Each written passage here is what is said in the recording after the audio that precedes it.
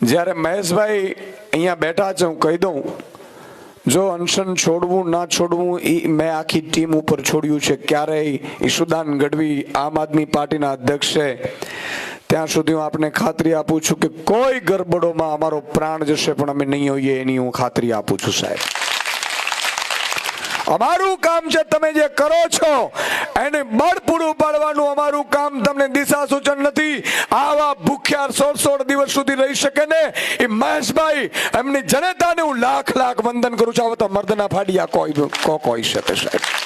તો હું કહેવા એ માંગુ છું, હમણાં દિલીપભાઈ મને આવ્યા હતા, મને કે સાહેબ શું કરવાનું છે, અનશન તોડવાના છે, આ લોકો માનતા નથી, આ લોકો આમ કરે. મેં કીધું જે નિર્ણય તમે લેશો એમાં ઈશુદાન ગઢવી ને 10 લાખ આમ આદમી પાર્ટીના કાર્યકર્તાઓ એક સાથે ઉભા હશે એની હું જવાબદારી આપું છું.